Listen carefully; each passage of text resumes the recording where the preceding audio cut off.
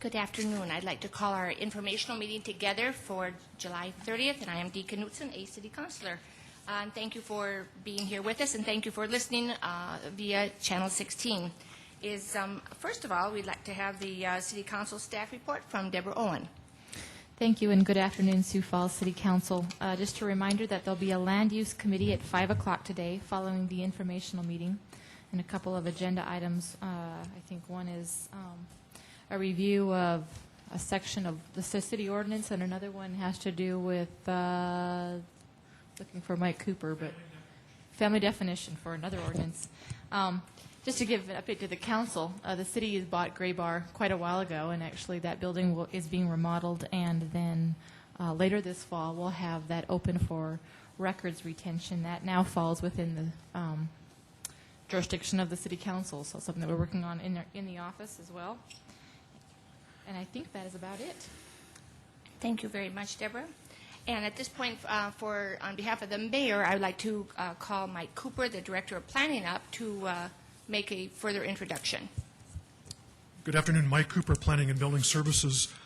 Recently, we had some members of the bicycle community attend a city council meeting and expressing some concerns about detours and construction along the bike trail. And as a result of that, we indicated a commitment by the city to put together a committee to look at ways that we can address alternative routes. And Sam Trebelcock from the planning office is here today to give you a very quick update on that process, where we're at, and some of the progress that we've made up to now. Go ahead. Thank you, Mike. Just kind of a quick update. As Mike mentioned, there was a committee that was put together, members of the Falls Areas Bicycle Club. There was 4 members. We sat down one late afternoon after that council meeting, and there was 4 staff members of the city from planning, parks, public works, and also risk management.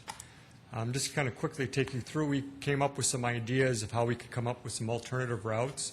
And we call them alternative routes because really they're not essentially a detour, because they're not quite as safe as the trail. But we wanted to come up with some routes that would give people the opportunity and the possibility of going around some of those closures. And if you look up on the screen above here or on your computer, we do also have some information on the web. This is kind of some outdated information, but I'll go quickly to the web to show you what's out there now. These are some of the maps that are out there on the web, and each one of the closure areas has these listed on the web right now. And also many of them are a part of the project. You'll see them out there at the project site. This particular area is the area near Sertoma Park, 57th Street, the Core Levee Project. We have some on-street and also sidewalk routes, depending on the user and the level of the user. If they're a bicyclist, they may want to be on the street. If they're a pedestrian or someone that's not as comfortable, they can be on the sidewalk. So you can see those 2 routes are identified. In this case, they're mostly the same route, but one is sidewalks, one's on the street. This is the one at between 6th and 8th Street near the Sharapa Place area. In this case, the sidewalk route goes a completely different route than the one from the on-street route. The on-street one goes up Weber, while the sidewalk one goes up Phillips and up through Falls Park.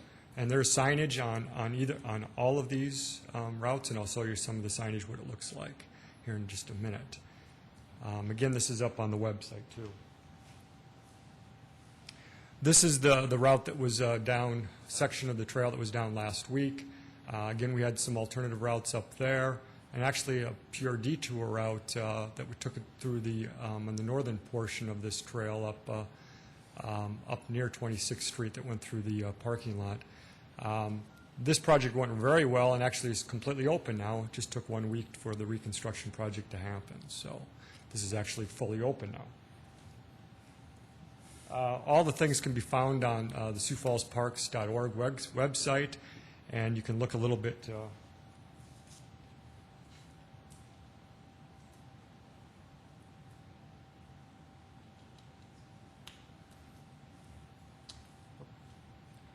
I was going to try to go to the internet there, but if you go to the internet, it'll show you directly the information there. course, it wouldn't work when I tried to do it.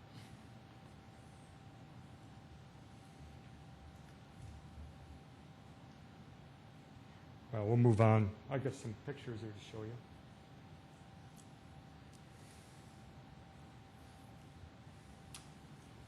These are from the site I was mentioning earlier at 26th Street that was closed down this past week. But this is some of the signage that's put up on each one of the routes. What you can see is it says 2-trail sidewalk route. That's one of the routes that we have. Either that or will say 2-trail on-street route.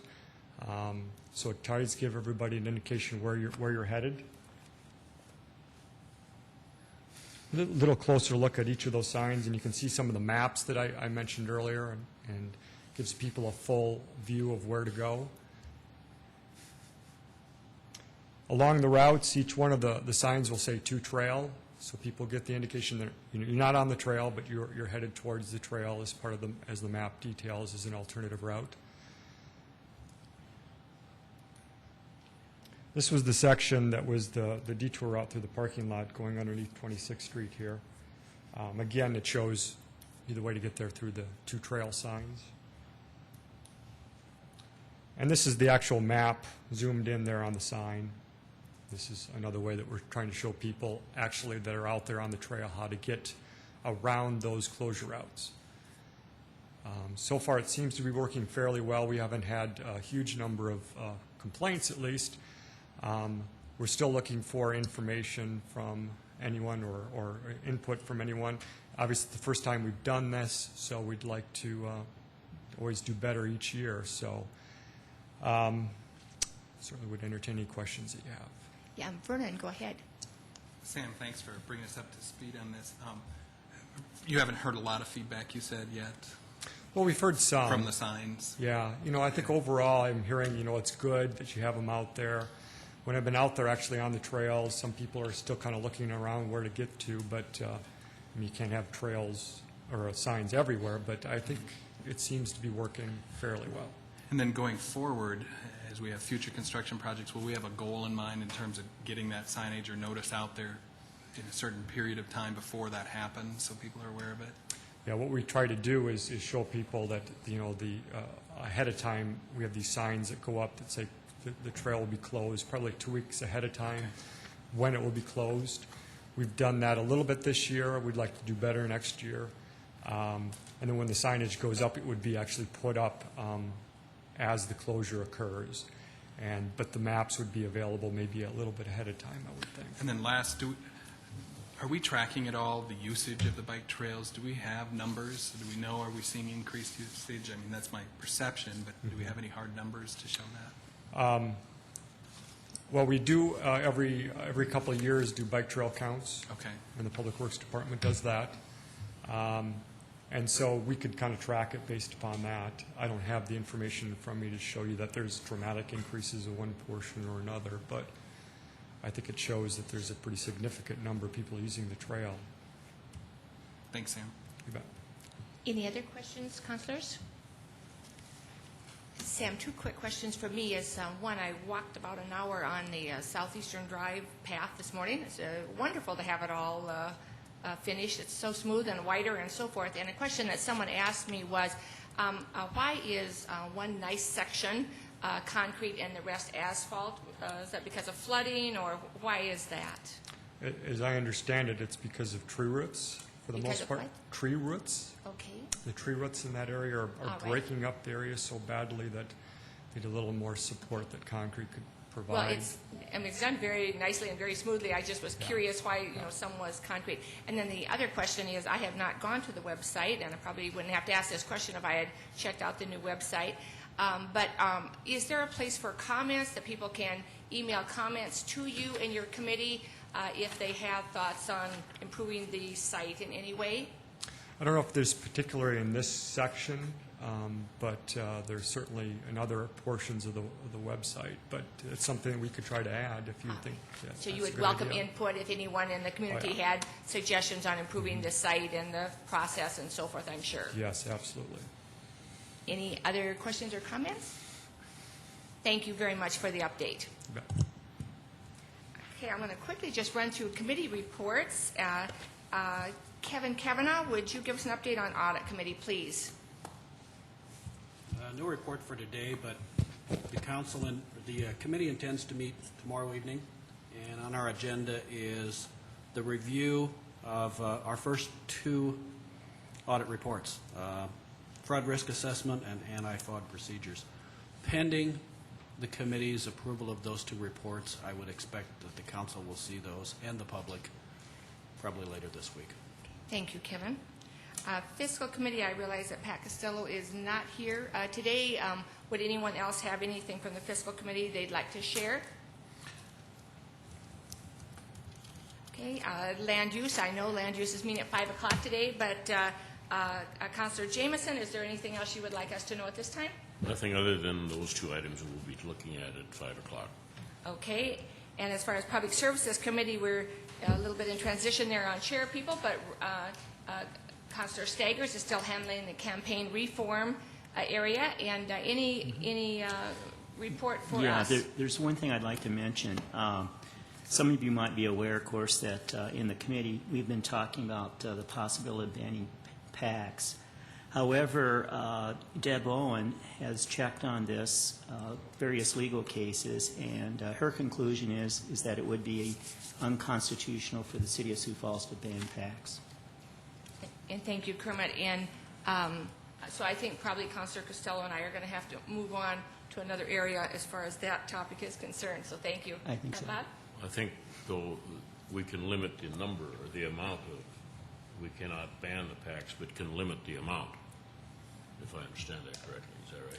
Well, the question that Deb was instructed to take a look at was just the banning of PACs altogether. Deb, I don't know, do you have any insight into that? Actually, on that memo that was sent out, there is a small discussion. If you go back, I think the seminal case is Buckley v. Vallejo, and the Supreme Court, the U.S. Supreme Court did look at, you can actually limit contributions to PACs. Expenditures you can't. But then I gave some subsequent cases from Buckley that would kind of give you some indicators as when the court said that's okay, your contribution limits are okay within the realm of First Amendment, and then also give you one where a city had gone too far. So give you some stuff to look at there. Councilor Staggers, have you set another date for our next Public Services Committee meeting yet? Well, we were going to try to have one today, but Councilor Costello wasn't able to attend. And next Monday, it doesn't look like a good day either, so maybe 2 weeks from today. Okay, and thank you. So that would be August 13th, I believe, at 3 p.m.? Yes. All right, thank you. And Councilor Brown, I realize that you will be also chairing Public Services Committee, after we get through the campaign reform finance bit. And I know that we have assigned the water conservation area to you and your committee. And so do you have any thoughts or anything you'd like to share today? I'm going to defer to Randy when he comes up here. We met last Friday briefly with him, All right. and he's going to give us an update. There's just an excellent, fairly new show on Channel 16 right now about water conservation. I just think is just really well done that I was watching this morning, and would encourage others to watch that if they haven't seen it already. You can also get to that online at your Sure. convenience. So, Thank you for that reminder, for that good reminder. Let's see, and Mayor, do you have anything else for us today? We've had your reports. Okay. As far as City Council open discussion, one important announcement a reminder I'd like to make is, would you please remember that tomorrow is the deadline that we have set as a team ourselves for CIP amendments at 5 p.m. So would you please honor that request if possible? And we would like those amendments to go to the city clerk's office or to the finance office. It might be good to start, with the city clerk's office and go from there, but either place, please. But we would like to get all of those in so that we can run on time on that. And then you all know that on Monday, August 13th, we will be voting on those amendments. So just a friendly reminder. Any other open discussion items before we have a few other presentations today? Okay, seeing none, I would like to welcome Terry Ella Schmidt from the Convention and Visitors Bureau and Scott Kavanaugh from Global Spectrum to come forward with their team and give us an update on life at the convention center, et cetera. Thank you for being with us, all of you. Thank you for having us.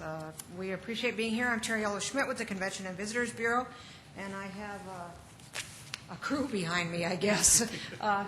This is Dean Dennis. Dean is the Vice President of Business Development and Client Relations with Global Spectrum. This is Scott Kavanaugh. Scott is the General Manager for the Convention Center with Global.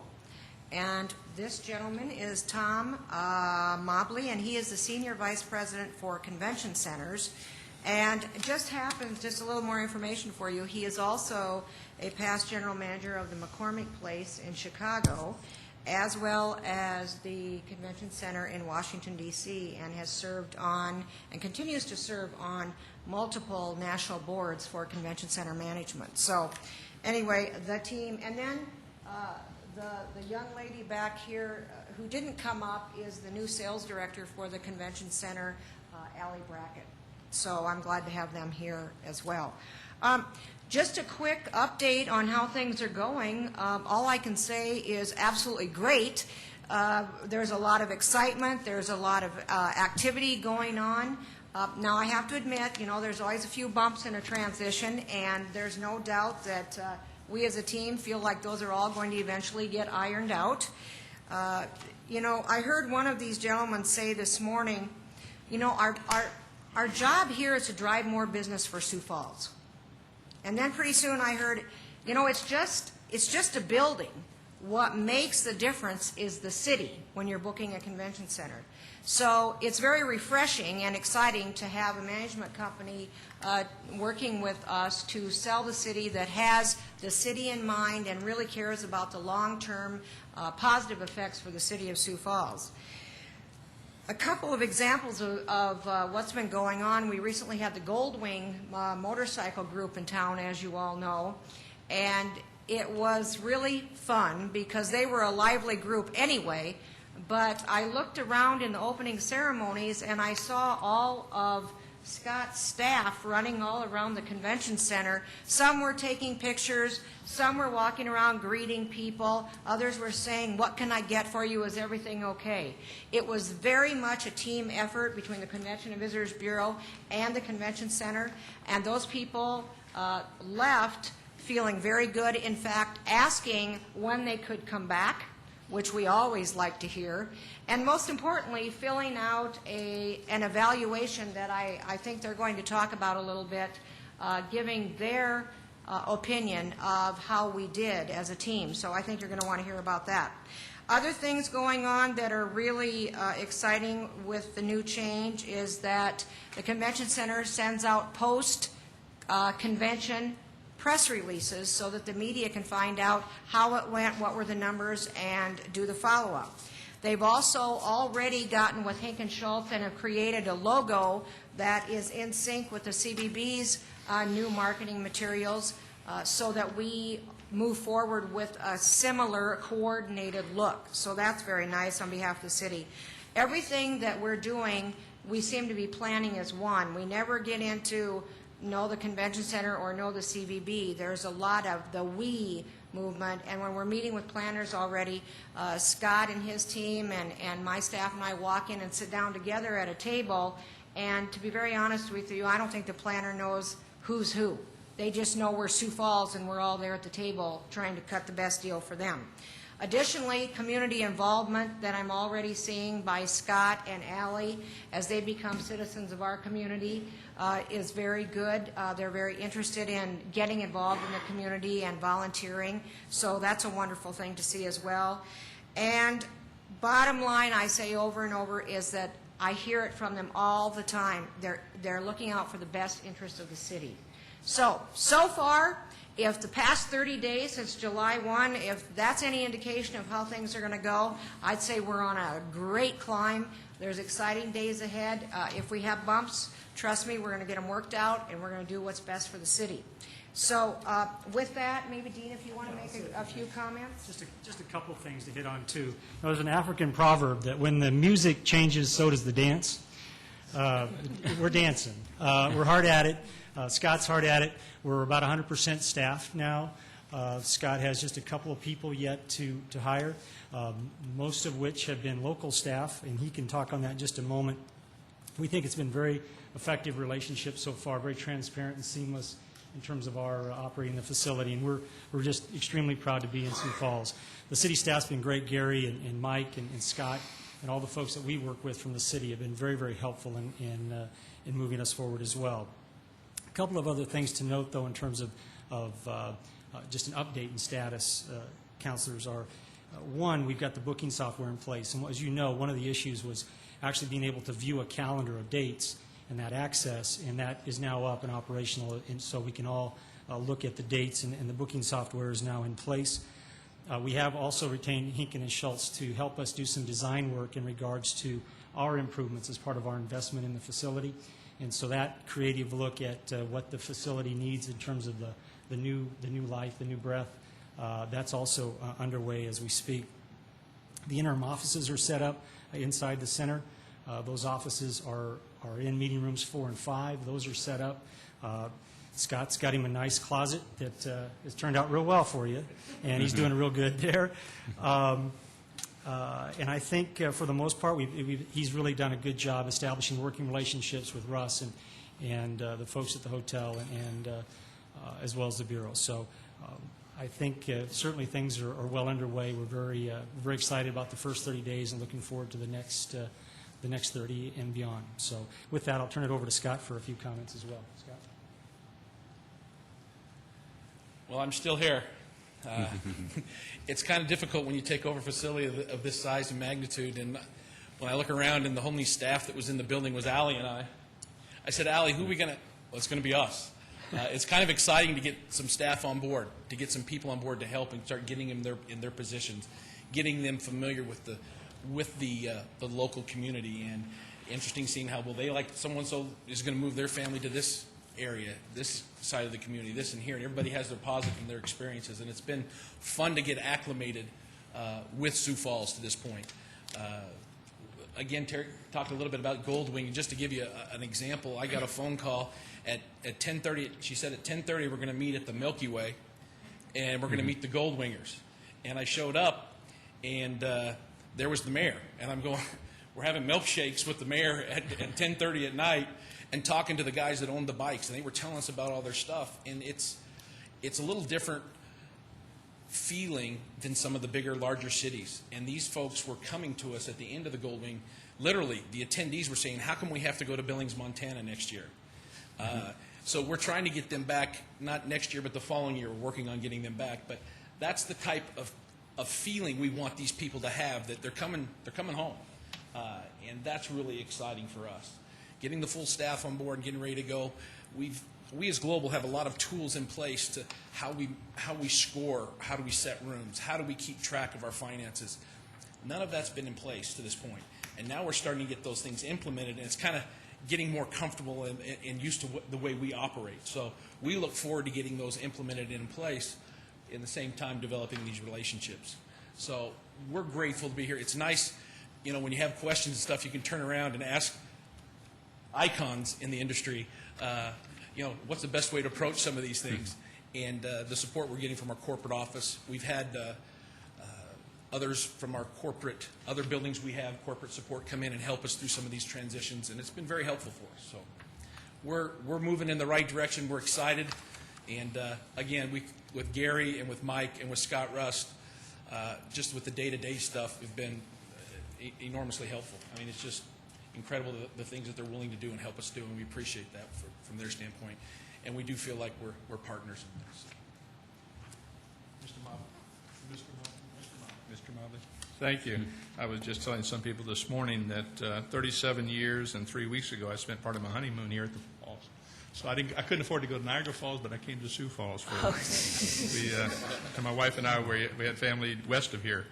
And we were visiting. Actually, we did stop here in Sioux Falls on our honeymoon, so I'd forgotten about that for a while. Sometimes... I refuse to answer that question at this moment in this crowd. In some ways, I sort of chuckle when Scott turned around and said behind me, it feels like the wireless telephone commercial when the guy shows up with the horde of people, and that's the network behind. Our key is Scott and the team here that's working with you. Our success is through them. We are behind him all the way. We are available to be here. We have a lot of support services. We have a lot of other buildings that Scott can network with, get information to try problems out and get advice, and we're readily available to be here at a moment's notice to help out whenever that's necessary. But we have the right team in place. We have the right people here to do you all proud. There was some questions that have come up over the last several weeks that about how bureaus and buildings work together. And if there's one thing I've learned over the time in working in a number of different cities, and Scott mentioned, or Terry mentioned Chicago and Washington, but I've been in small cities and small buildings in Jacksonville, Florida, and Denver, Colorado, not a small city, but a smaller building, and worked in a variety of different buildings. But there is a model out there that works for buildings and bureaus, and I know there's been some confusion lately. And there was a piece in the newspaper trying to take it to an extreme and I think ridiculous end on how bureaus and buildings work together. And they do work together in partnership, and we are very excited about working with Terry and her team. They're very enthusiastic in promoting the value of having meetings here in Sioux Falls. But it's the normal way that cities around the country operate. I believe at least 90% of all the cities out there work under the model that we are working under right now. And that's the new model that you're seeing here in Sioux Falls, where buildings and bureaus are working together with the hotel community to promote and sell your destination. It works very effectively. In fact, and I'll share that Terry's passing this around, it's a white paper, and it's a white paper on the best practices for how bureaus and buildings work together in the U.S. It is drafted on June 07. It's just been approved by the two associations representing both bureaus and convention centers. Their boards approved this last week at their annual conventions. They met separately but simultaneously. This is the white paper on the best practices for how bureaus and buildings coordinate and sell a city, a destination. Our proposal, when we brought it forward to the city, and the one that we are following working with Terry right now, is virtually verbatim the best practices in the industry. This is how the world, the convention world in the U.S. works, how cities are sold.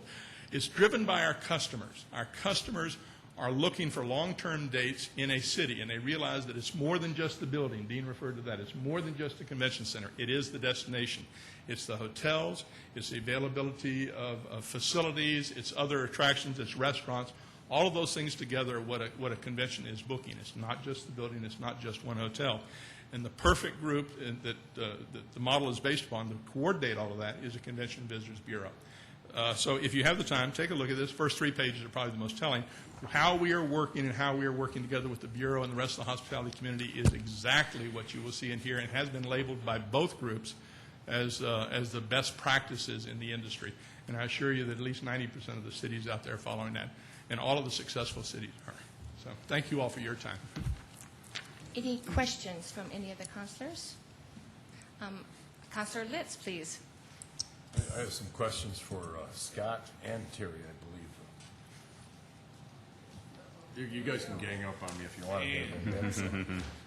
You know, last year I was the newest guy on the council, and I came here just in time to hear from the Hammond people, and I guess I was brought up a little bit short, and so this is of real interest to me today to have this thing work out. And it sounds like you guys are going to have a good relationship, and I know there's 4 entities out there. You know, that are going to be having to work together, and I think time will take care of a lot of those things. But, excuse me, Scott, did I hear you say that you are setting up your office in meeting rooms? Yes, we've used 2 of the meeting rooms, rooms 4 and 5, as our office and our sales area. Okay, so those meeting rooms could be used for producing revenue if you weren't in them, is that correct? Okay.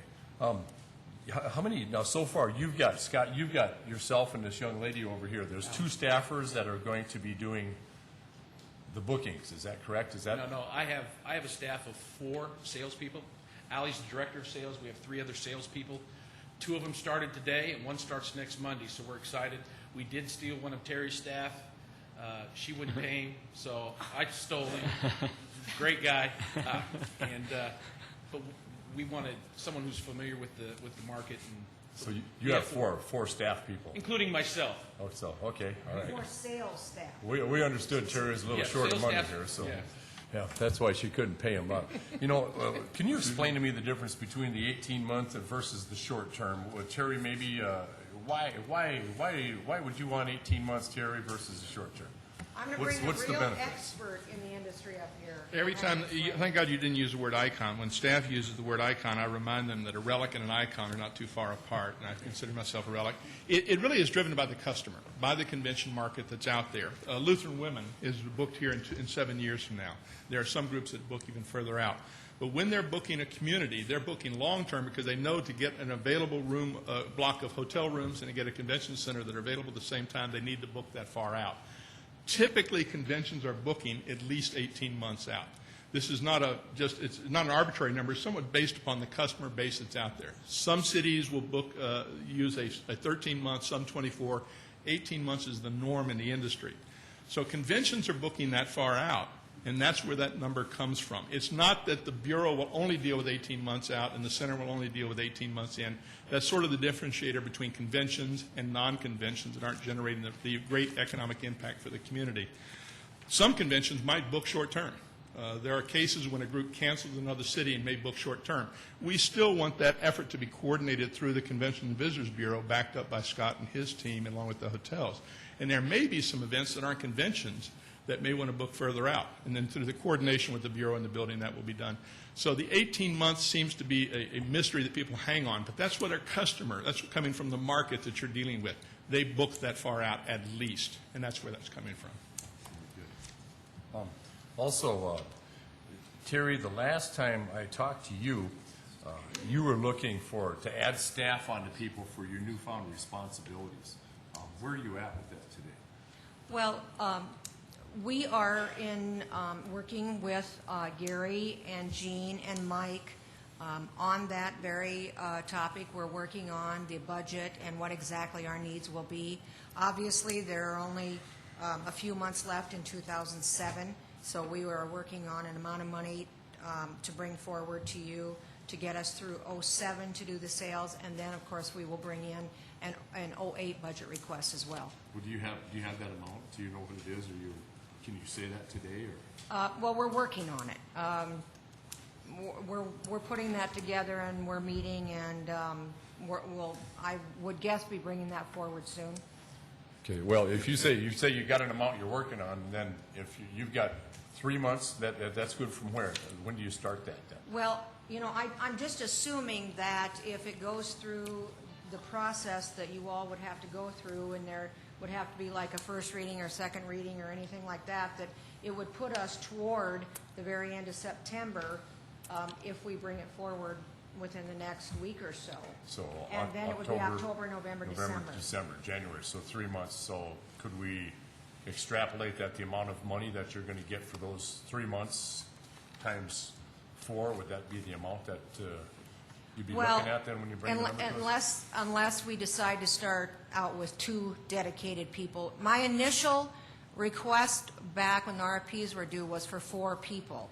And I'm working now to reorganize my staff, to look at how perhaps we can do that by hiring fewer new people, reorganizing my staff a little bit, but at least hiring 2. Because, to be very honest with you, this is taking on an entire new process. You'll be 18 months before you render any goods anyway, then, according Well, to... I hope not, because every day that we're not out, really hustling the long-term book is another day lost of business. So, we're working aggressively together to try to get something put together that's good for both. Very good. That's it for me. Tom, a comment, first of all, for you. I can't resist teasing you that at 37 years, it's taken you quite a while to get back to our city to see the falls. I had to say that. But then the serious question is... Actually, I came back the next year. Yeah. So it's 36 years. All right, thank you, 36. That's still quite a while. But anyway, we're glad you're here now. Is it a serious question now? Is in the past, sometimes I heard comments as a city councilor about the convention center sometimes seeming to be marketed more as a hotel convention center as opposed to a Sioux Falls Convention Center, since the city of Sioux Falls very much owns that building. Mm-hmm. And I was just wondering, from the beginning, what do you guys plan to do to change that perception? Well, this is an important asset. This community's has got a lot invested in that building, and you want to optimize and maximize that economic impact for this community. You want to have those events that will bring the greatest economic impact back to that community, for this community. That's our mission. There's no question about that. We understand why convention centers are built, and every convention center I've worked in has had that same mission. We want to work with the Bureau to develop booking policies, priorities, target markets that will bring that greatest economic impact. And it is citywide events. That's a typical term that you use for that, which will use a larger number of hotels that will spread out among those hotels. So by developing the marketing plan with the Bureau, I think you're going to see it reflected in that. It is not just a one hotel piece of business that we're interested in, although the hotel adjacent will receive the lion's share of those business, but we want to see all the hotels benefit from that. What that also will do is that triggers a stimulation out beyond the core downtown and the core hotel community, because those hotels will be busier, and that will actually open up opportunities for other hotels to get business. It has a tremendous ripple effect when you're booking larger, what I call citywide events, and that's the market. That's the goal here. Thank you very much, and best wishes. Thank you. I'll be back before 37 noon. Good. We hope so. Okay, sorry, Councilor Kavanaugh, first of all. I have some questions from staff. I'm not sure who to address it to. Last week we were emailed the draft of the global agreement, and today there's one on my desk. I'm just wondering, I'd hate to have to go through 50 pages of this and look for differences. Are they the same? Madam Chairman, Sure. if I might. There are slight differences. This draft that's on your desk today was the draft that we finally hammered out on Friday. Would it be possible to Yes. Just give us a brief, you could do it via email, just let us know what the substantial differences are so that we can update those? Actually, the differences are very subtle, but we'll point them out to you so you're Thank you. aware of them. When will the contract be presented to the council? It was filed with the clerk's office today. It could be as early as next Monday, but we want to make sure that the council is comfortable with the contract. It's a different contract for the convention center than we've had in the past, but it is similar to the contract that we have for the management of the arena. Right. But we'll make our initial presentation at next Monday's council meeting, but can come back as many times as you wish. Thank you. And then the companion contract, I do not see, have not seen the CVB contract. When is that going to be presented to us? We will bring the CVB contract to the council in August. There were some challenges. We couldn't finalize the CVB contract until we finalized the global contract, which I said was just last Friday. But we will have it within the next week, within the next 2 weeks to the council, as well as all of the financial information relating to 07 and 08. Councilor Brown. Gary, can you tell us what's the status of the 4% room fee at the Sheraton today, and what is the intent of that going forward? There is no agreement regarding the 4% room fee. That's something that I would need to discuss with the council in a confidential meeting. Okay. Is it being charged to customers today? We have instructed the Sheraton not to charge it. That was intended to be a marketing tool, correct? That is correct. How do we as a council know that that money was used for marketing? What I'm asking is an audit in order for that? We are requesting, I'm appearing at the Internal Audit Committee meeting tomorrow at 6:30. I'm asking as a special project if they would consider having the internal audit staff audit the Sheraton books. If not, yes, we are prepared to hire an outside auditor to have a complete audit done as we switch managers. Thank you. Councilor Litz. Gary, maybe you could refresh me on the liquor license situation with the Sheraton and with the new group of Global that's going to take over. We have 2 liquor licenses that are authorized for convention center purposes in Sioux Falls. Because of the definition of what is a convention center, we have one of those licenses being used by the Sheraton, the other is being used by Ovation, which is the service arm of Global. And, Ovation bought their license? Yes, they did. They paid $155,000. We gave the Sheraton, the other one? Is that The correct? Sheraton will have to pay for their license, but by terms of the development, the master agreement with the Sheraton, that will not be until sometime in the future. Thank you. Councilor Jameson? A couple of questions. There was some discussion earlier about rooms 4 and 5 being used for offices versus the office space that's in the convention center. When that building was built, there were offices built within that building to be the offices for the convention center. Who occupies those offices at the present time?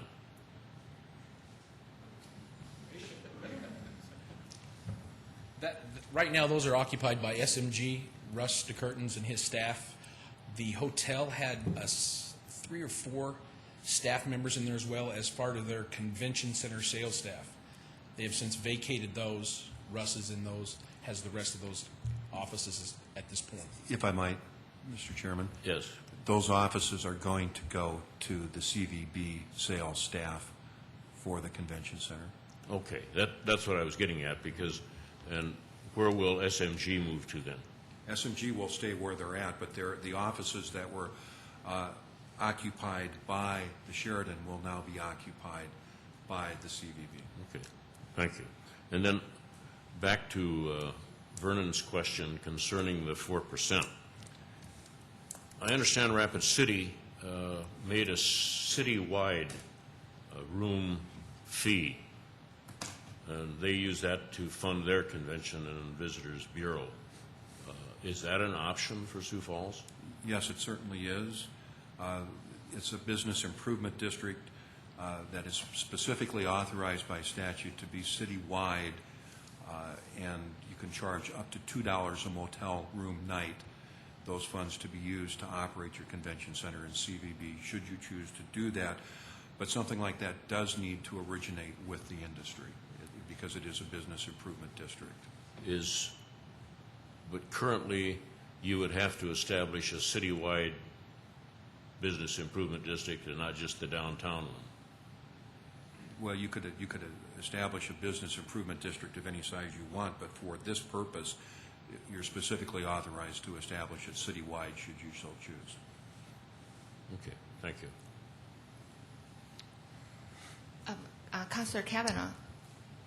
I just want to follow up on this whole business of office space out there. I'm wondering why we have a situation where the main contractor that is to manage this facility is operating out of meeting rooms, and why we can't find office space, legitimate office space for them.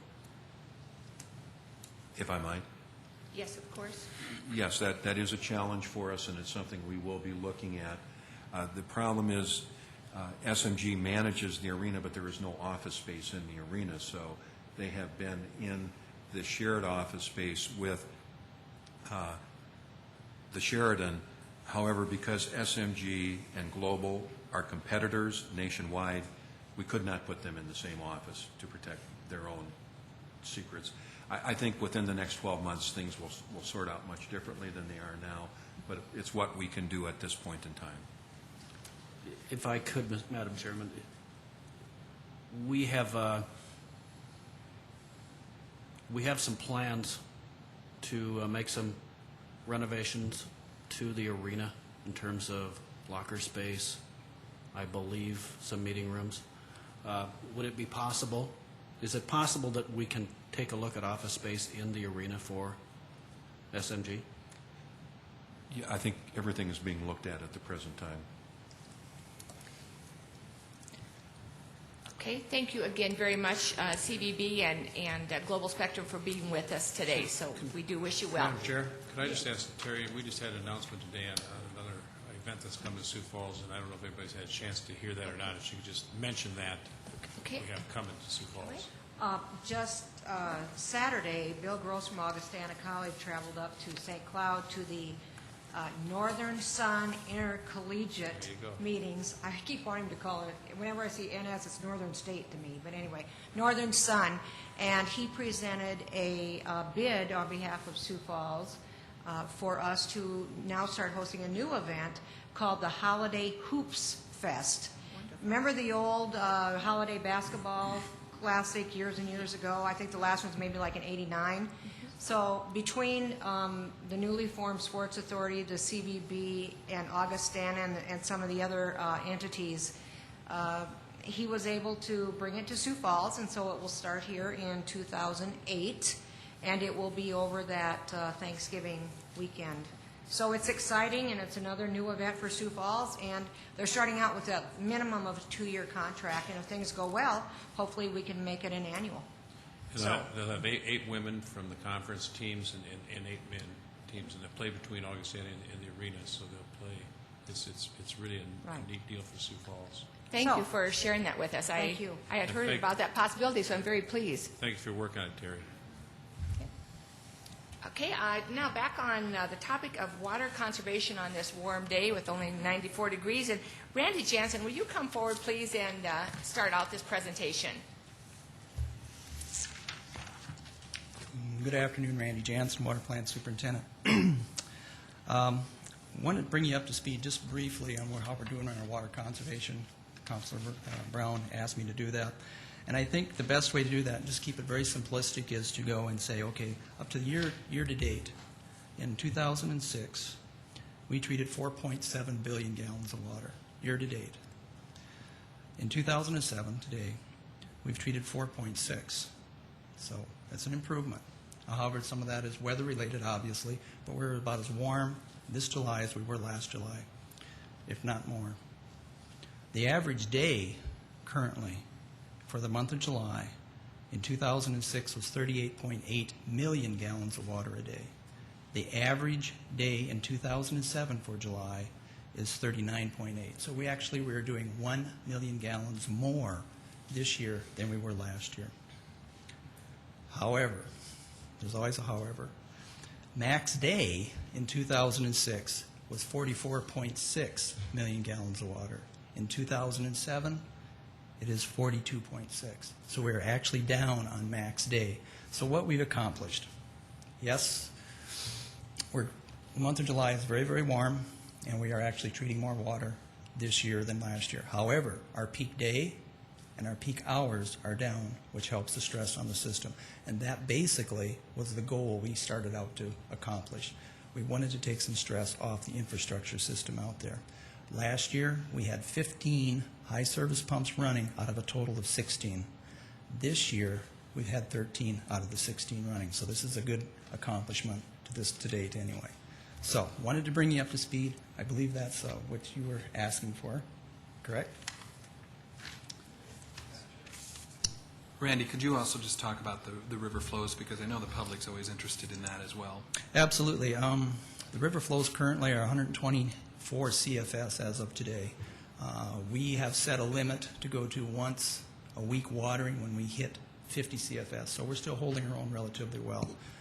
So there's water still coming over the weir. We're taking about 25 million gallons of water a day up from the surface from the Big Sioux River. The rest of it is coming from our wells. Could you also address, Randy, we don't see a sudden drop in the water flows from the river, correct? No, we really don't. It's usually very, very gradual. And so for me I don't have a crystal ball. I'm not going to say we're going to get some rain. If we get some rain, this would be very, very good. However, we've probably got a good 2 weeks left yet before we'll see some drastic, if we don't get rain, we have to be making some decisions. But time will tell. Time will tell. Councilor Staggers. Yes, Randy, you mentioned that we're just using 13 out of 16 pumps. Currently, we have 16 high-service pumps at our remote sites, our reservoirs on the outside of the city perimeter. Mm-hmm. And last year, we had, like I say, 15 of those operating at one time. And currently, I believe, just looking, we had 13 this year so far. So that's an improvement on demand. Yeah, I guess I'm a little concerned because the city of Sioux Falls continues to grow and grow and grow and grow. And Do we have some projections here to increase the number of pumps because just of the city growth? Yes. In the CIP, if you look South Reservoir, I think in the year 2009, there's actually to add an increased pumping capacity there along with some storage. 2009. Okay. Yeah, it's a challenge. If you notice also in 2008, there's some added potential or added filters being to the water plant itself for water treatment. We're kind of we're looking at 2012, obviously, and we're looking for the Lewis and Clark project to come and meet us, and we want to come together with a nice handshake here. We do not want to overdevelop our system if we're going to have Lewis and Clark show up where we need it. So it's kind of keeping all the balls in the air at one time. Councillor Kavanaugh. I would agree with you that overdeveloping the system may not be a very good idea, since we know that we've got Lewis and Clark, a source of water coming. I'm going to say something that I just want to get your reaction to it. When it gets below 50 CFS, then we go to once a week. At what point do we just say, that's it, no more? The reason I ask is I've spoken to a lot of people in the last couple of weeks, and I think the public is ahead of us on this, Randy. I think they are getting it. I think they understand that this commodity, even though, you know, it flows through our city, that it's not something that we should abuse. And I'm just wondering if we've given any serious consideration to doing what I think many in the general public thinks we should do anyway. I think that's why Councilor Brown got together with his water conservation group again, and I think that's what we're going to be talking about in the future with Kevin Smith. And, yeah. There's a lot of things you can do, obviously. It just depends on how far you want to take it. Councillor Costello. Randy, could you repeat again what the percentage we're taking out of the aquifer and how much we're taking out of the river? We try to shoot for between 50, right now we're at 55%. We're taking 55% of the surface water, which is about 25 million gallons a day, and the rest of it is coming from the aquifer. The goal there is to use as much surface water as possible. It flows by in feet per second, and the aquifer goes in feet per year. So. And I would imagine, just as a comment, that as long as there's water in the river to take, we want to do that, and we want to sell water because we make money selling water. We got bills to pay too, obviously. Councillor Kavanaugh, go ahead, and then I'm going to jump over to Just a quick response. I would agree that we do have a need to be able to sell the water, but we need to keep in mind that the aquifer we're talking about is recharged by the surface water in many cases, and I think that's a consideration we have to keep in mind. Where we're taking the water from the surface and the water that is below surface, it's the same source.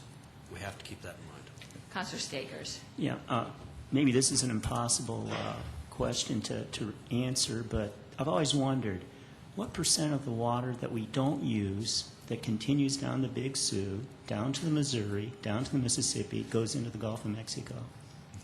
I can't answer you that question. I just can't. Yeah. Councillor Brown. I would just briefly say all of these are issues that the Water Conservation Committee, as part of the Public Services Committee, will be dealing with to find long-term where we need to be in terms of water usage and water restrictions. So these are all issues that Randy has danced with today, but I think that we as a committee will have to explore that to find out those long-term answers for our water usage.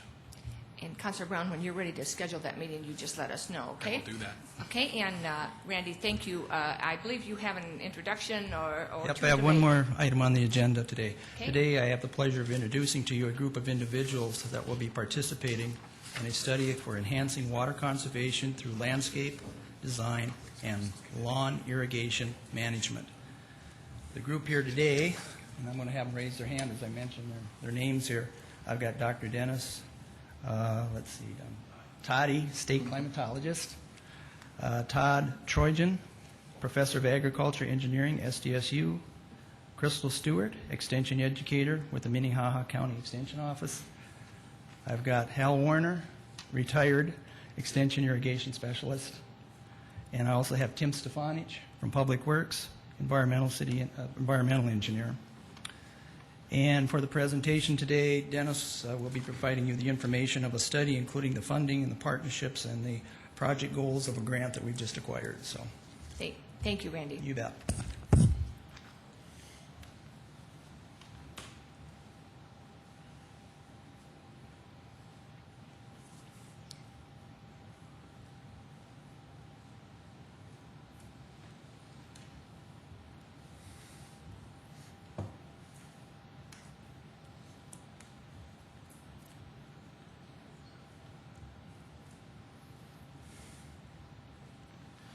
Okay, there we go. Now that it's up and ready to go. Just a bit of hopefully good news for you is that I was looking at some of the long-range models, and there does appear to be a bit of a pattern change coming that could bring some more precipitation for us, looking off into the first part of August, maybe the second week of August. So it's not a guarantee and it's not a forecast by any stretch, but at least it is some good news. Thank you for having us here today. My name is Dennis Toddy. I am the state climatologist at SDSU, and I'm kind of the spokesperson for this group that we have put together for this presentation. As you can see, we've got a wide-ranging group from the city, from SDSU, and County Extension, who we are all part of this group and this project that we hope will help alleviate some of those issues you've been talking about right here. So what are we looking at? Basically, we're looking at an outgrowth of a conversation that happened last fall at the water conference in Brookings, a water conference in Brookings between Kevin Smith and a couple of us, and Kevin was mentioning the issues with water conservation that the city was dealing with. So we talked about some of those issues, and we've been having some ongoing meetings since then. We've applied for a couple grants. We applied for a USGS grant that was reviewed very well but was not funded because it's a very competitive pool. But we did receive funding from the USDA National Research Initiative, which is another very competitive group, where we've received a $200,000 grant over 3 years, was it? We believe 3 years, to do work on water issues with the City of Sioux Falls. Basically, the main part of this is looking at lawn watering. That is one of the largest water usages, but helping people understand about lawn watering. We'll talk a little more about that here. Another partner in this is the U.S. Bureau of Reclamation. They provided some short-term funding to get the project up and running, immediate funding. What are some of the goals of this? Improve water use in the City of Sioux Falls, helping people understand what water they're using and how it's being used. Educating the public. Kevin Smith has talked about this, and we also realize this. Education is a long-term issue. It's not going to happen overnight, but we're going to start this process now, and it's good to hear you say that people are up to speed on this, and we think it is very timely that people are aware of water at this point. We want to understand improved lawn watering. We want to engage the public in collecting of some data. We're going to talk about that here in just a minute, and improve having more of the numbers you're talking about. We'd like to provide those on a daily basis so people can see those right now, what's going on. We compared this to one of our colleagues was from San Antonio. The water in San Antonio comes from a quick recharge aquifer, and everything is based on that aquifer. So they said, as important as precipitation is down there, it is what is the aquifer level. So we'd like to have the Big Sioux River level being on everybody's mind. A couple things that will come out of this. One is a couple new weather stations.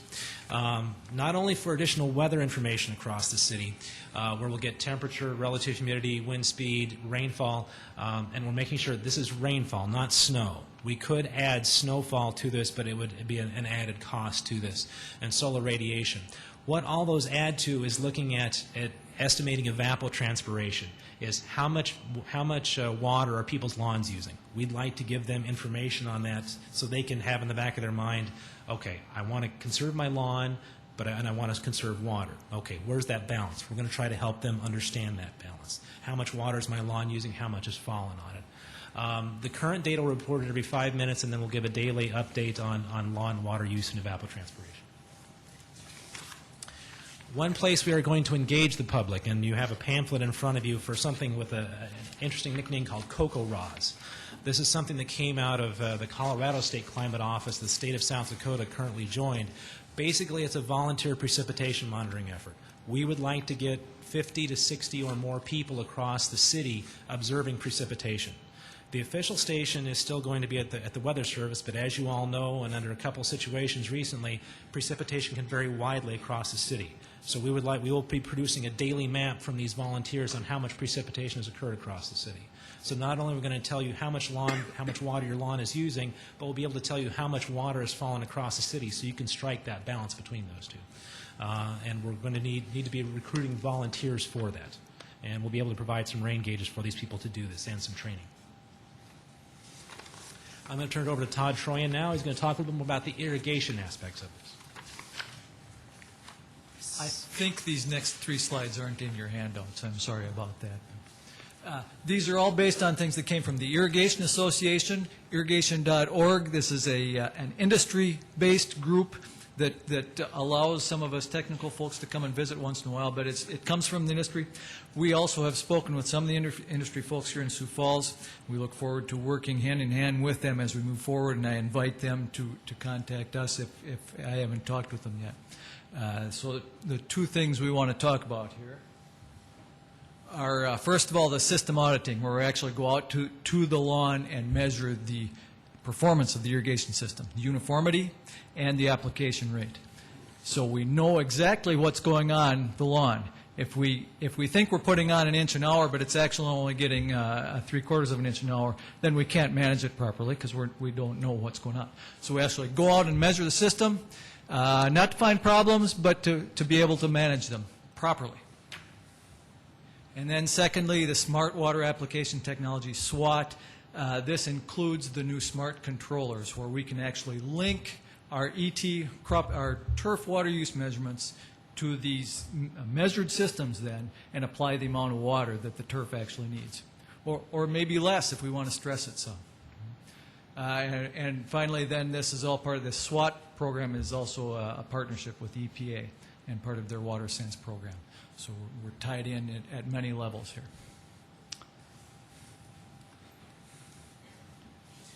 How we're going to get this out, okay? People need to know about this. We're going to try to combine a lot of this information about water conservation efforts and this data onto a combined website. We're developing that website currently.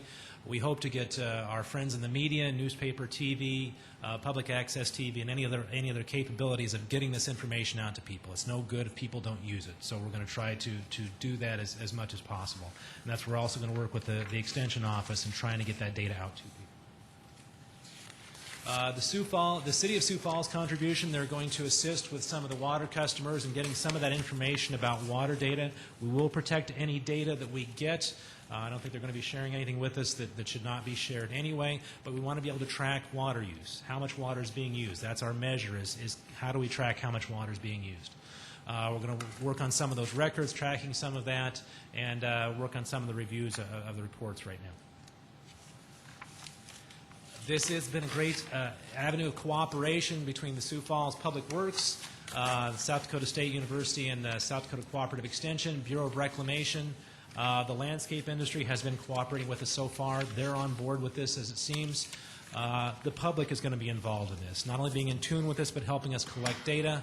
And USGS and National Weather Service are also cooperating with this. Our ultimate goal, what's our take-home? We're going to hope to be able to help the city implement low-cost measures that will help protect your water supply over a period of time.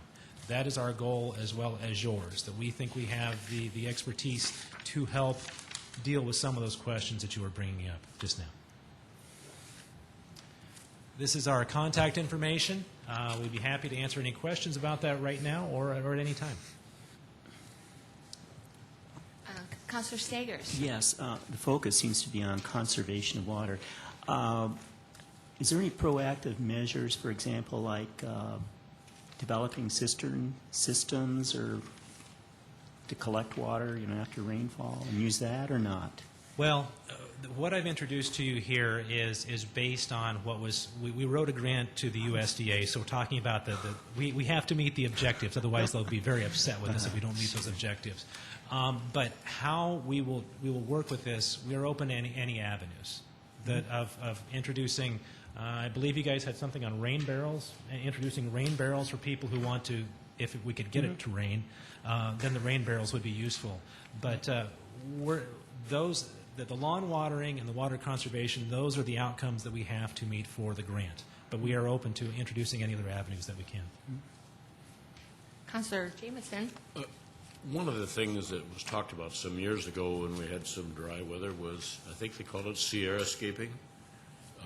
Is that something that needs to be promoted in our area? I think we all received a letter from someone that we're in an arid climate. And I guess we need to educate the people or the public the benefits of that type of landscaping versus just having green grass. And if someone could address that, I'd appreciate that. Crystal Stewart, we'll have her address that. Well, I'm glad everybody's talking more about being proactive. And that is one of the areas that we are looking at is xeriscaping. And we've actually made some steps to address, informing the public about xeriscaping. The first step was a cooperative effort between the Extension Office, the Master Gardeners, and the Parks Department. And we just installed a garden at the zoo that actually demonstrates some of those techniques. And we'll continue looking at grass techniques as well. I would think that, and I don't want to be critical of governmental entities, but we ought to be the first ones to practice xeriscaping. It would appear to me that would set an example for some of the other people when we build a new building or whatever it is, that we practice that and encourage that among our residents. So. Oh yeah, we would love to see some more cooperation with the city and with other government entities on that. Yeah, that'd be really good. Thank you. Yeah, thanks. I'd like to throw one thing on that, too. I think that's all part of the educational process, that the area we live in is relatively wet, but people in the very dry areas have been dealing with this for years. I think we need to start the education of people here that water is not a limitless commodity, and it's times like this when that raises that level, and we want to take advantage of that and use that as what we call teachable moments, that people are listening right now. Thank you.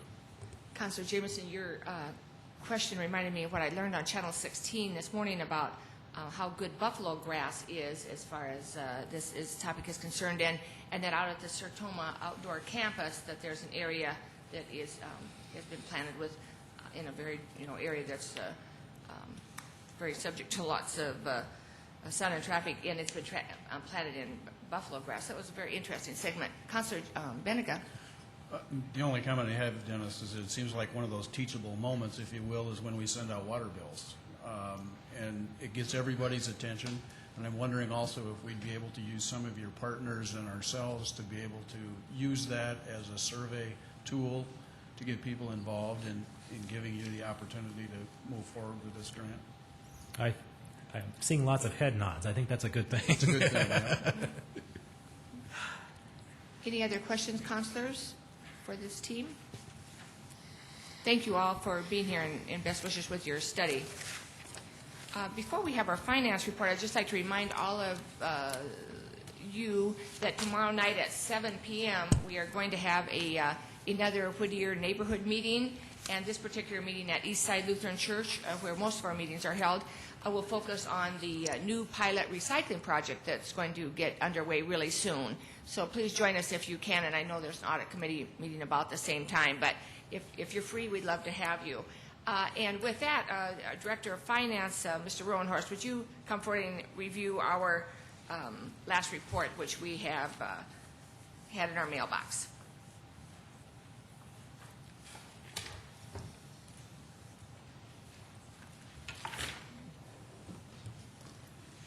Gene Rowenhorst, Director of Finance. What you have, if you received it about a week ago or middle of last week, the June 30th ending financial statements. And we continue with our modifications to the plan to see if we can make it more useful and more user-friendly. And as you noted in the cover letter, this time we dealt with the enterprise funds and what we might try to focus on there, or what we do focus on from a finance standpoint. The difference between the enterprise funds and for instance, the general fund is how the funds are actually generated. In the enterprise funds, it's like a business, and they have revenue, and they have to charge, or should charge, rates for services to provide the equipment, capital improvements, whatever it is, to make the enterprise funds operate. And therefore, cash flow really becomes the key issue in the enterprise funds, as opposed to the, for instance, the general funds, or what we refer to as our appropriated funds. We really have to pay attention to the appropriated balances there and manage the cash positions that way. So it's really quite a little different. And so what you find in this report on the last page is a draft of or an attempt to provide some information on the enterprise funds. All of them are listed there. And we have to convert them back from a full accrual accounting basis back to a cash accounting basis so we can follow the cash flows. And those of you who have been in finance before, maybe been involved in a business, you understand cash flow, which is actually how much cash is being generated from the operation of the business. And so you eliminate all non-cash transactions. The other things that we have for cash flows involved in the enterprise funds are primarily transfers that involve capital and or financing activities. We have to add these back in, which would normally not be included in the performance of a business, but they do cause cash flow to occur in most cases with capital and financing activities. You'll have positive cash flow coming in when the initial financing is done, and then you're going to have negative cash flow when the repayment of it occurs. The other place we have a little bit of cash flow coming in is from our investment activities. It's not a lot, but any cash that is sitting around is invested. And then we end up with our cash balance. And the key is that we generate enough cash balance to continue operation of the business. Up in the non-cash area, there's always a discussion about, particularly with these kinds of funds, with the enterprise funds, should we borrow money to pay for improvements, and by so doing, people that are not here yet, or citizens that are not here yet, that are going to get the benefit of those capital improvements, should they pay for it by having to retire some of the debt? An alternative to that process is to actually fund your depreciation, and it's a reverse borrowing, and it can work where you end up with the people out on the end that would be paying substantial amounts of that funding, just almost a reverse amortization schedule. That's just an idea to think about when we have these discussions, is who's going to pay for these capital improvements. To go through the financial statements, page 1 and 2 is our cash and investment statement. This is probably going to come up one of these days as one of those we're going to look at. I'm not real sure what it tells you. It looks like we've got $426,000 in cash, but $350,000 of that is in the retirement funds, which we can't access anyhow. So, you know, it's just probably not as useful as it could be. In looking at page 3 on the revenue statement, it looks like our revenue is about on target. We're 50% of the way through the year, and we're right around 50% of the revenue having been received, so that's looking pretty good. One piece of information that I can give you, it's hot off the press. We got our last sales tax numbers today. We've not received the check yet. We got the information from Peer. And we are now up 5.2% year to year, 07 over 06, year to date. So we have been running kind of low. Last time we looked at this, we were down, and in fact, in this one, in the June statement, we were at 2.9 and 2.6. It's coming up. Obviously, that's good, and we hope it continues. We think our 7% numbers that we use for coming up with the sales tax revenue for the year is probably okay yet. And we keep in mind we don't have to actually hit quite as much, a full 7%, because we came in at 8.3% in '06. So we can carry that. That's been carried over into '07. So we've got some wiggle room in that. And then there's all of the information on the capital improvement program. There's nothing of particular note there.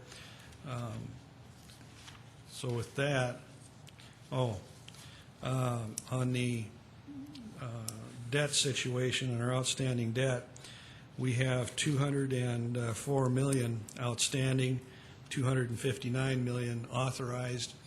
The primary difference there is the quality of life bonds of $35 million are showing up on here. We've not floated those or gotten any proceeds out of them, so they're going to sit there like that, and that difference will continue. There's a couple of other larger ones, but that quality of life bond is the big one.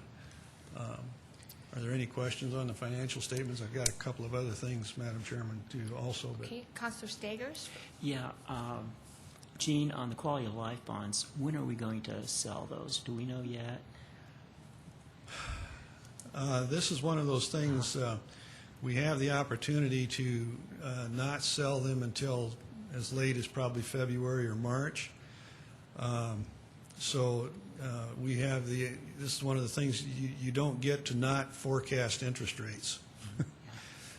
So the question is, should we try and float them now where the current interest rates are, or will it be better for us in a February, March timeframe? And we have not, we don't really see interest rates moving a lot at this point. Another technique we could use is we could lock those interest rates in using derivatives and then actually float the bonds in March. There's a lot of different things we can do, but right now we're talking to our financial advisors about it. We don't see a lot of potential for interest rate movements, and if that seems to stay on the horizon, we're probably not going to do much with them anytime soon. Last week, the stock market took a 5% drop, and a lot of money ran to safety, so interest rates went down. The price of treasuries went up, and the interest rates went down. What's going to happen? We just don't know. And so, in the absence of seeing any real definitive information, we're probably going to wait on that. I just have one other quick question, too.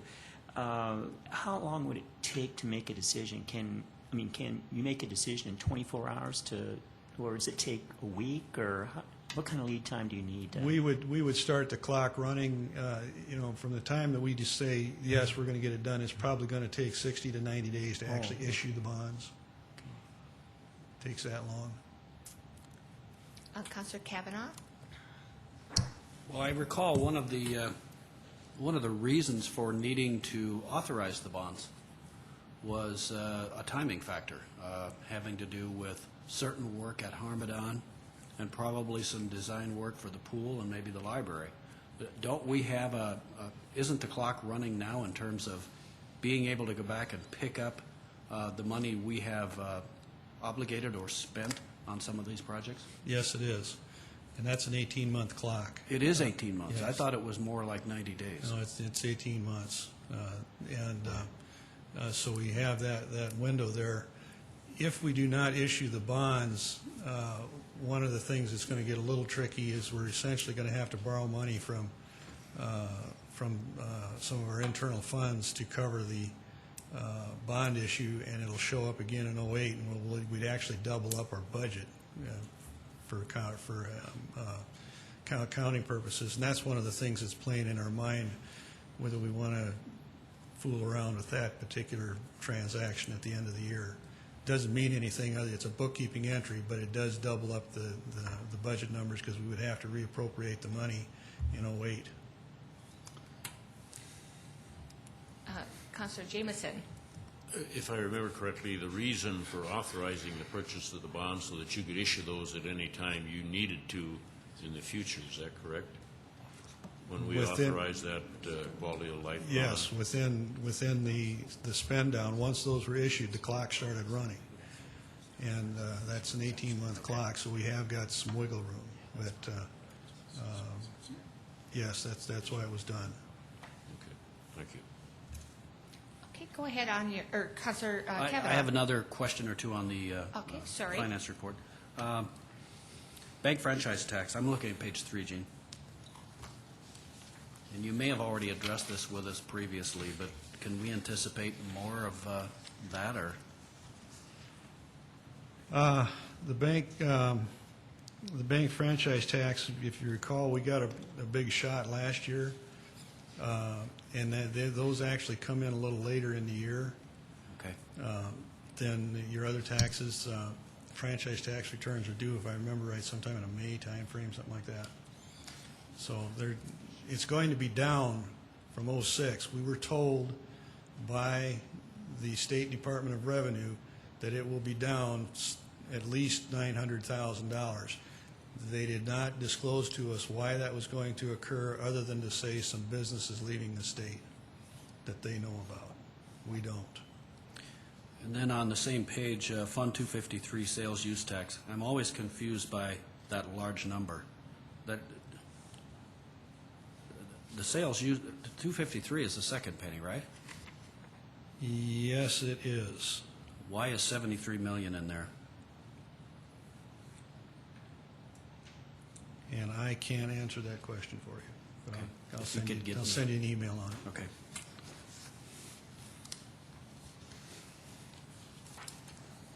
Okay, you're going. One other question. Page 5. Expenditure to budget appropriations. I noticed that Fund 67 CVB is 64%. Can we attribute that to their ramping up for this new contract, or are there other issues here? Not at this point, but we tend to pay those out over like a 10-month period of time instead of paying them out over a full 12 months. So is it the new contract, or is it something else? No, there's no new contract at this point.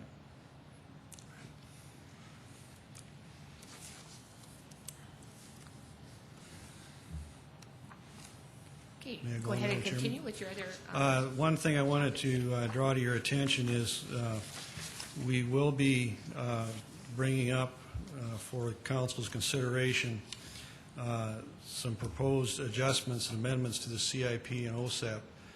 They will be showing up on the August 6th meeting.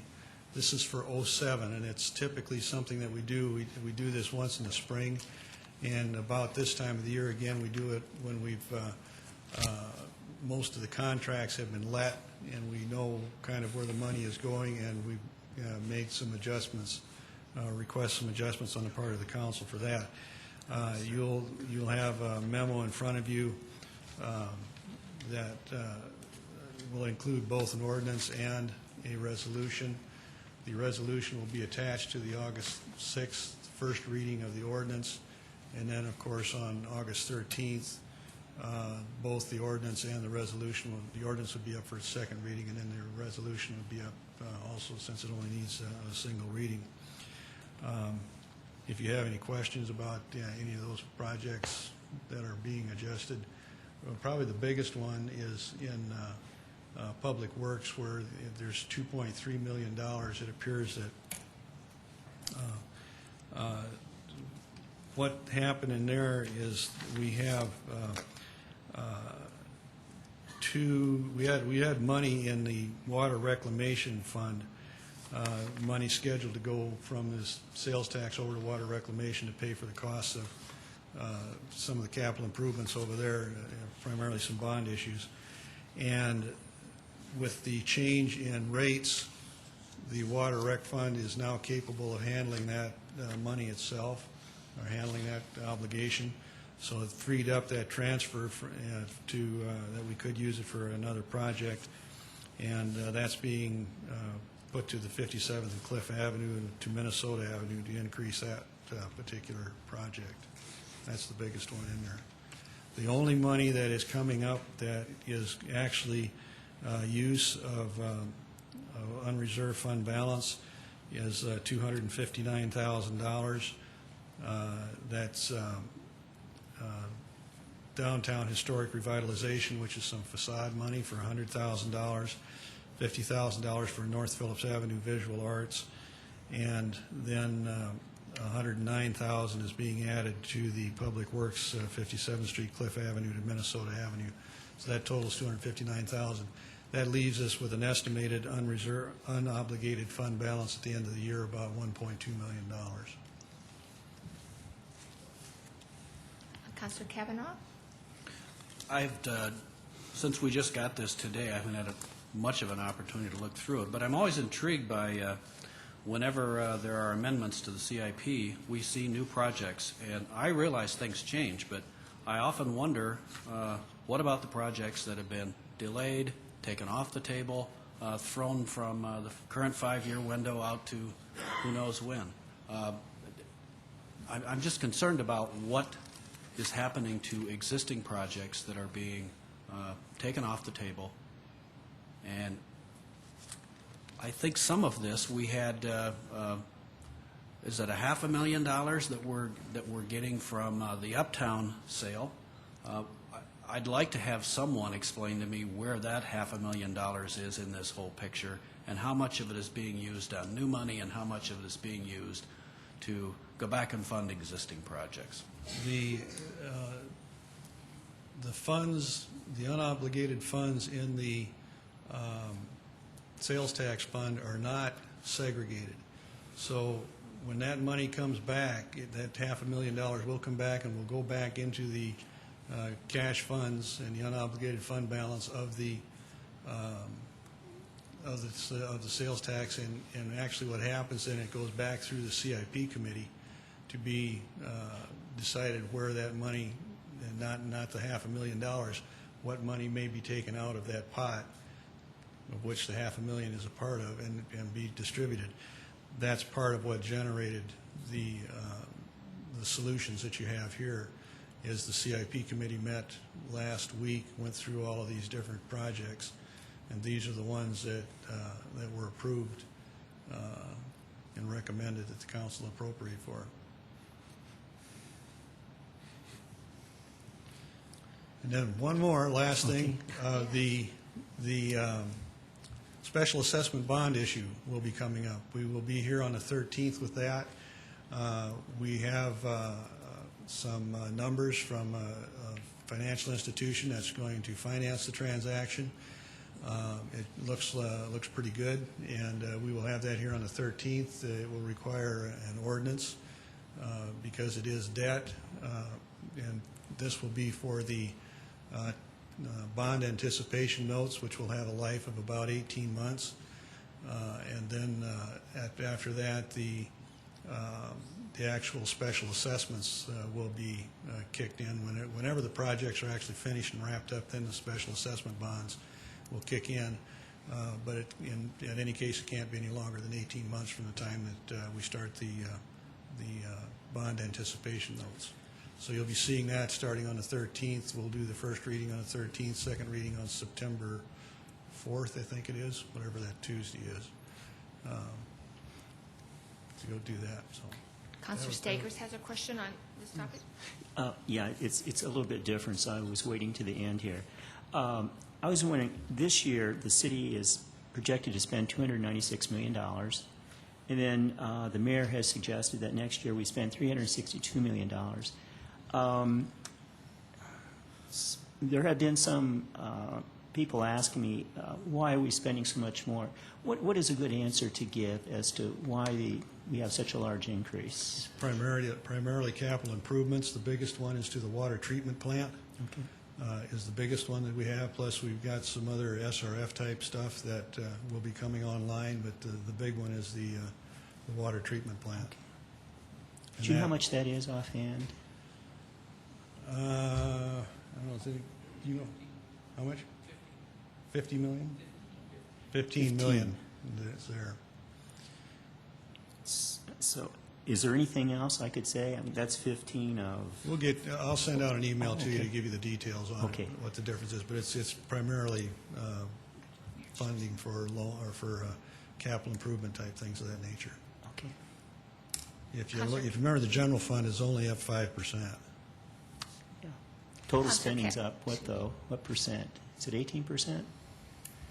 Yeah, I think it might even be a little higher than that, but then I hope next year you give us credit for that it's down 18% too. Okay, It I'll be looking forward to that. Councillor Kavanaugh? Gene, remind me again what the special assessment bond is going to be used for. How much is it, and what are we actually spending the money on? It looks like the amount will be $5.8 million. This, our projects, it's a way of financing street improvements for the residents that are gaining the benefit of it. So the bonds will actually, the bonds will actually be assessed against the property, and repayment will come back from the landowners adjacent to the street or whatever is being improved. And that would be, normally we assess that over, like, let them have 5 years to prepay it? Yeah, 5 years, 7 years, something of that nature. Are these, is this a development-driven streets or others? Just collector streets, I guess. Collectors, okay. Councillor Litz, we're in the lineup here. Councillor Litz.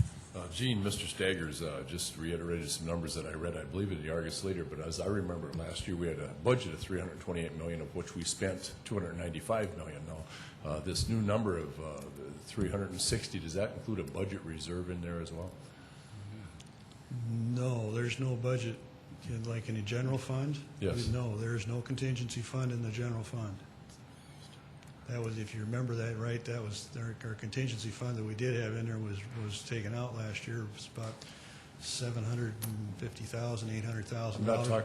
And we have no contingency in that. No, I'm not talking about a contingency. I'm talking about a reserve. Well, the goal of the 25% is in there, yes. That number actually, if the year works out the way we think it will, it'll actually come out to a little bit over 26% that you'll have for a reserve balance at the end of '08. So if you take that amount off of the 362, we're not spending the full $362 million then that has been bannered about here. Well, the 362 is appropriated to be spent, and if we were particularly really, really good, which I'm not that good, we could spend $362 million. The problem that you've got is we can't overspend appropriations. And for us to make sure that we don't overspend an appropriation, we've always got to back it off some amount because we just can't run the risk of overspending appropriations. And for that reason, that's why the 362 probably will not all get spent. But it's not because we couldn't do it. Like I said, if we could forecast that well, it would all be spent. So then, what is our true budget number with the? I'm clear as mud here. What is the true budget number then if we have a reserve balance? Our true budget number is $362 million. In the past, just in 06, we had, if you recall, we had a budget that had a use of unobligated fund balance of about $3 million, and instead we ended up with a surplus. We got a couple of about the same amount of money and repaid back all of the uses of unobligated fund balance for the last 4 years. We repaid it all in 06 and brought the funds up. Typically, and it varies depending on the fund, but in the general fund, typically somewhere between 0 and 5% is not going to get spent, but that can vary. You're not going to do better than 5%. You're probably not going to do less than 0. Fair enough. I'll be happy to sit with you and talk with you about it. Councillor Costello. I think, Gene, correct me if I'm wrong, but just a point of clarification, Bob, if you can consider the fund balance as more of a balance sheet and your our operating fund more of a revenue expense type deal. They're kind of separated. Yeah. And then I would just wanted to also note that our special assessment bonds, we are going to be discussing those in our fiscal committee meeting next Monday. And we have, as a city, used these in the past, have we not, Gene? Yes, the last one was like in 1987, though. It appears what happened is when the sales tax kicked in, we decided we didn't have to use them anymore. And so instead, we made interest-free loans to people. So we'll hear more about it, but it's a fairly common means of financing. Yes, but part of it will be a historical information on the use of these bonds by the city, and also we'll have some information from some other localities right around here. It's public information, so the attorney can disclose it, and she will share. She's got 2 or 3 examples of loans that's been done that way. It's pretty common outside of Sioux Falls. We're unusual.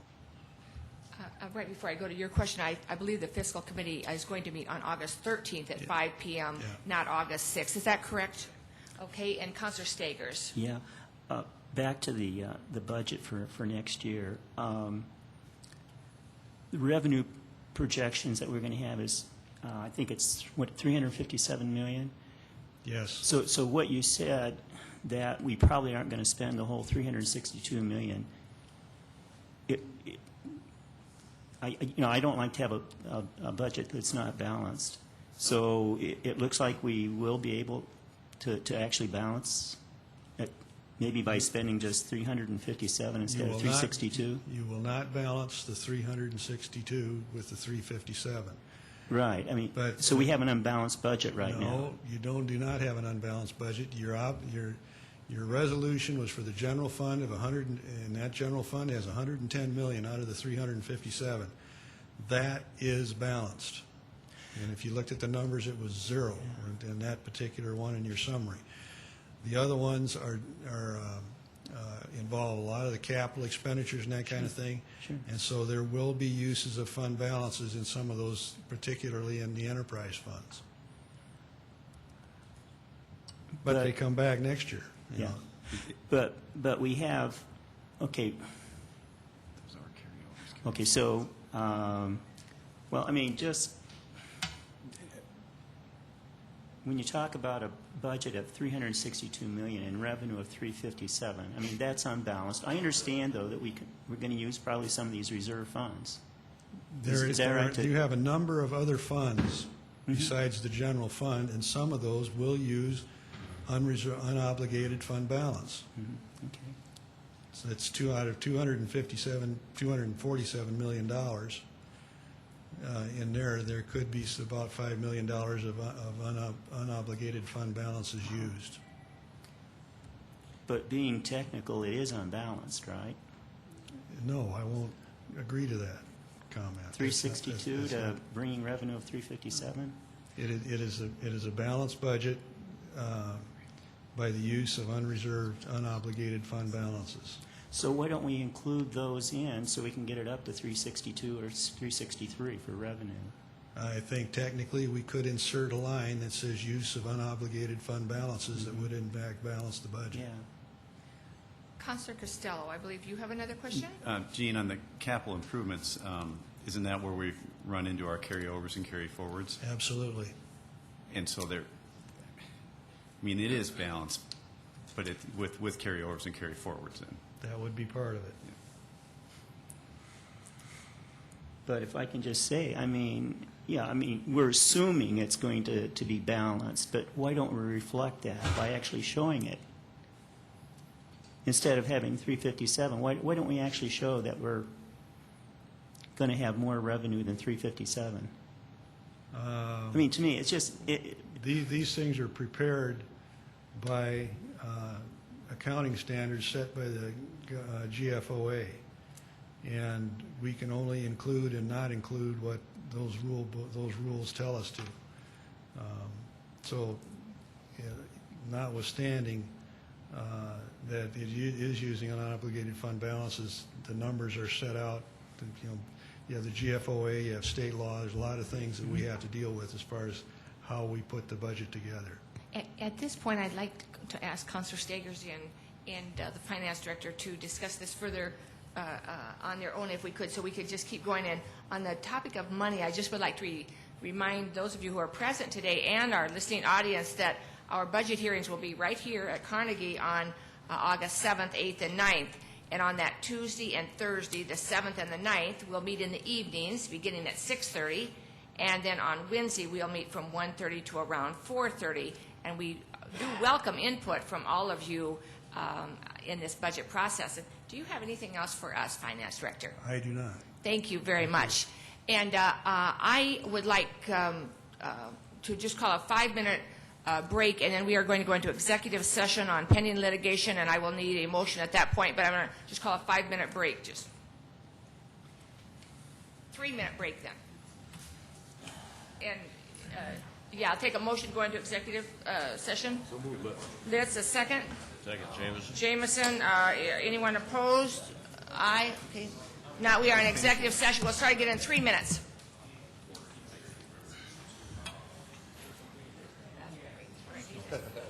Good move. Tomorrow, 5 o'clock. We extended it a week.